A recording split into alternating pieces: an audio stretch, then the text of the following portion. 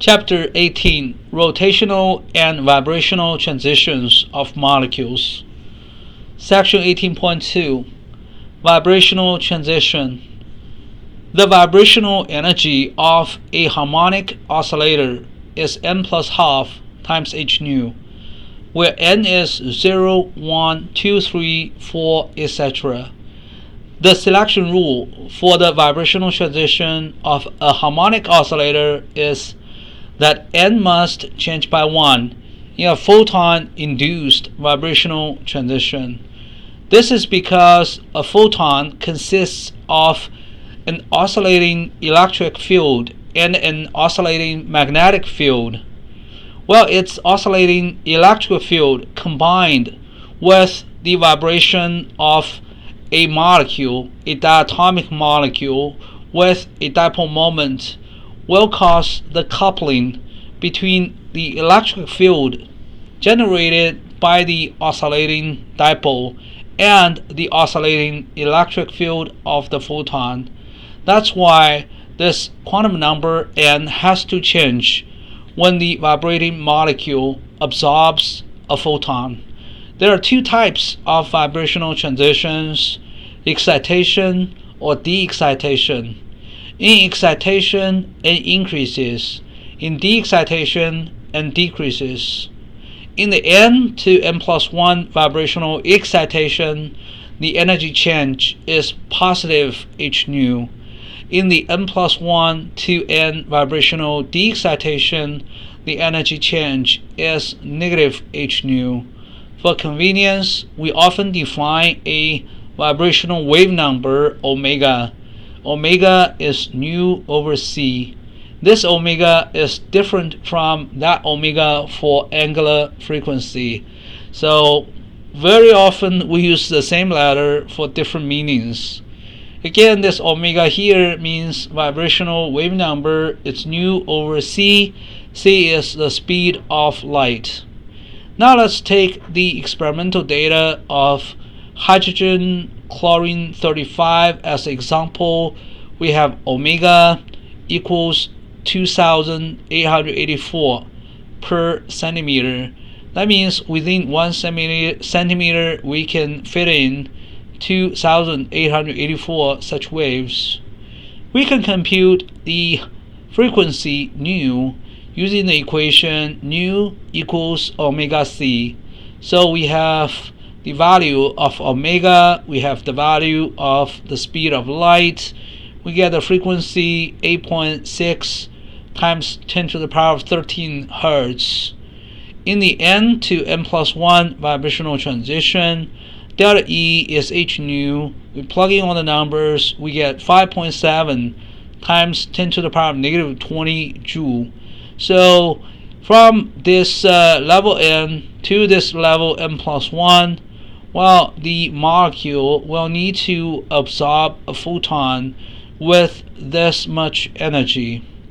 In the n plus 1 to n vibrational de-excitation, which is extremely rare because nearly all HCl molecules are in the lowest vibrational energy level, but if that happens, delta E is negative h nu.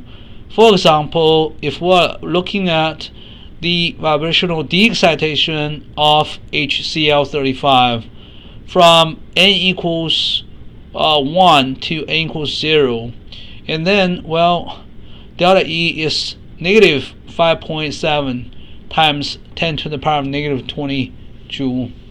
A photon can be emitted in such vibrational de-excitation. Again, this is rare because at room temperature, most HCl molecules occupy the lowest vibrational energy level. That means n equals 0. You cannot further reduce 0 for the vibrational quantum number. In the vibrational excitation, again, the change of energy is h nu.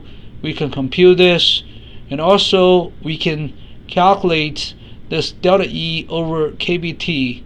So this is the energy difference between level n and the level n plus 1. Divided by kBT, we plug in all the values, we get 13.92. Molecules may occupy various vibrational energy levels, but mostly the N equals 0 level at room temperature or at a temperature close to the room temperature. The occupation numbers assume the Boltzmann distribution. We have the equation here. So the occupation number of energy level N is proportional to e to the power of negative vibrational energy over kBT. So if we have this relative occupation number, the occupation number of level N versus the occupation number of level 0, we can just plug in the expression here and here. Well, the division results in e to the power of negative n h nu over kBT. This is usually much smaller than 1, and that means, well, most molecules occupy the lowest possible vibrational energy level with n equals 0.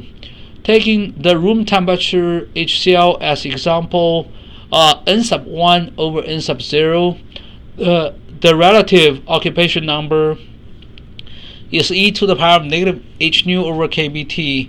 Again, this is just e to the power of negative vibrational energy over kBT. We pre-calculated this h nu over kBT. It's about 14. So we have e to the power of negative 14. That's less than 1 times 10 to the power of negative 6. That means less than 1 out of 1 million HCl molecules occupy the n equals 1 vibrational energy level at room temperature. We can also compute n sub 2 over n sub 0. This is even smaller. This is less than 1 out of a trillion. Alright, so by looking at those ratios, we know more than 99.9999% of HCl molecules occupy the n equals 0 level at room temperature. And that means we usually observe the vibrational excitation of HCl from level 0 to level 1.